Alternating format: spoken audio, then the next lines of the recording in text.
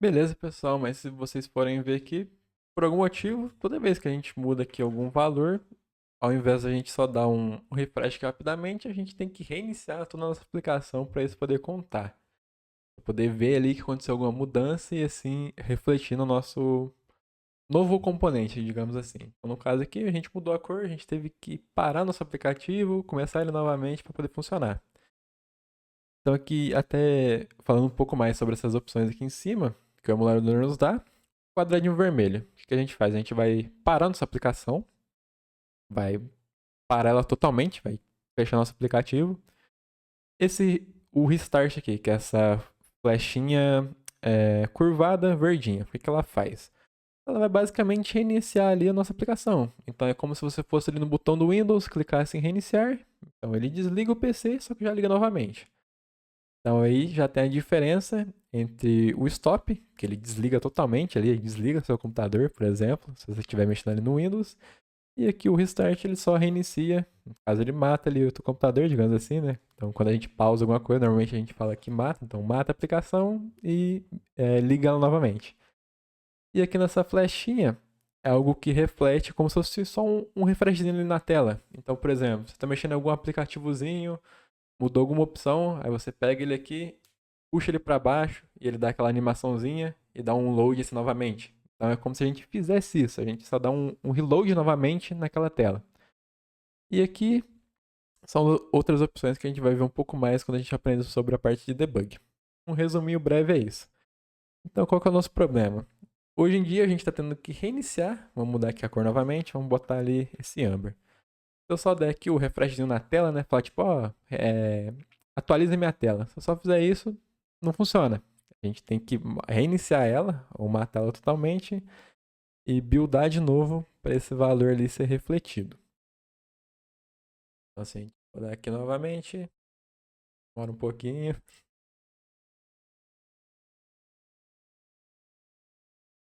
Beleza. Agora tá com a nossa cor alterada. Só que ficar fazendo isso toda vez não tem como, né? Então o que a gente pode fazer?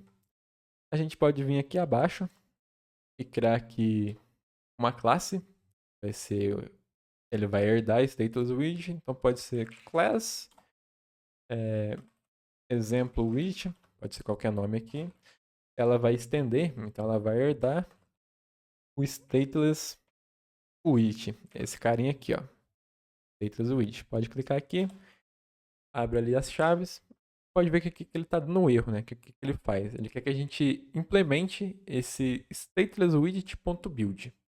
Então se a gente clicar aqui Alt mais ponto, aqui ele vai falar create um message override. Então cria essa sobrescrita de método. Então se a gente já clicar aqui, ó, ele já cria ele pra gente, já passa o código. Aqui ele só está com erro de lint, que ele está pedindo a chave, né, que ele está se baseando. Então se a gente clicar Alt ponto de novo e passar a chave para ele no construtor da nossa classe, já está aqui tudo certinho. Então o que ele fala? Ó, to do, implemente o build. Então tipo assim, coloque aqui o código que tu quer que seja observado, para quando algo mudar, a gente saiba que mudou e por conta disso a gente faz essa atualização na tela. Então a gente pode pegar aqui, ó, todo esse widget aqui que a gente estava criando, referente a esse texto aqui, recorta ele, joga aqui embaixo. Primeiramente a gente vai colocar um return, porque aqui o que é o método build? É uma função chamada build, faz um método, né, dentro da classe stateless, e aqui ela retorna um widget no final das contas. Então aqui a gente vai retornar esse widget, coloca ali um ponto e vírgula, pode colocar um concha aqui só para ele parar de reclamar, ali no lint.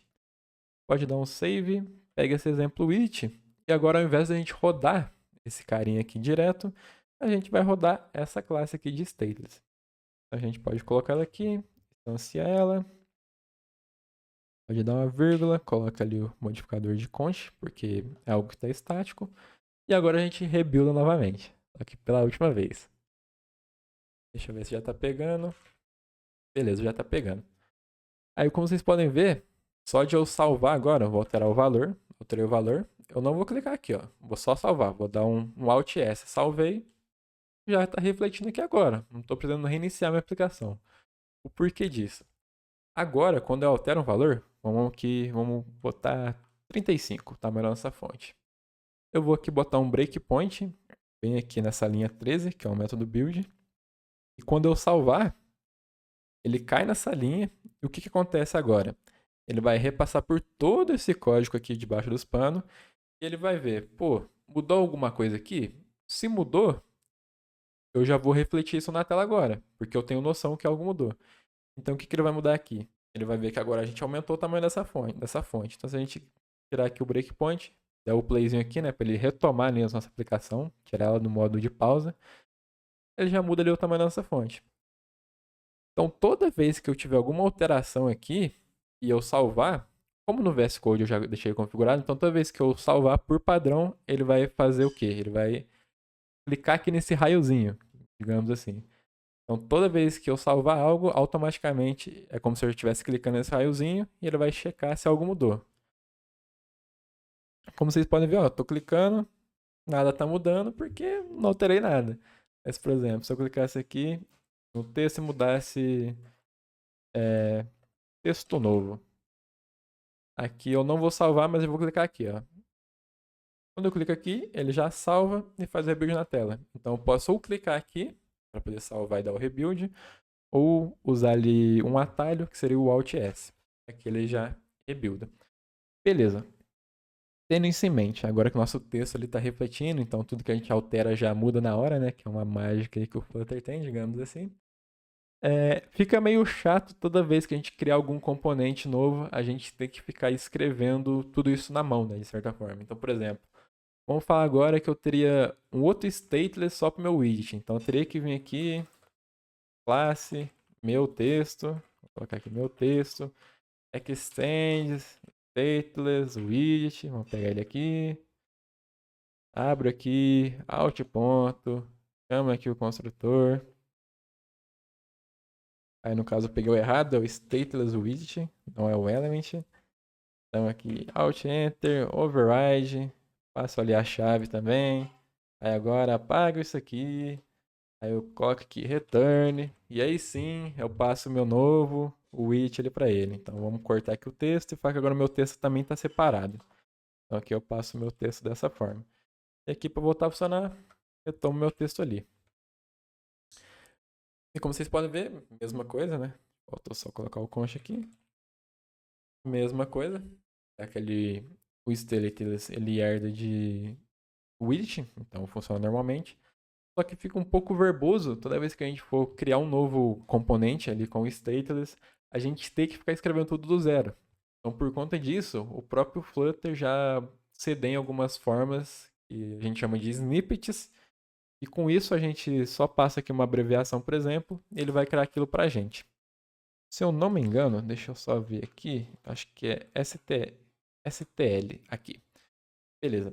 A gente não ter que ficar criando toda vez essa classe aqui na mão, para poder fazer o retorno desse widget, a gente tem um snippet, que a gente só escreve aqui, ó. Vou pegar aqui, dar um espacinho, para ficar mais visível.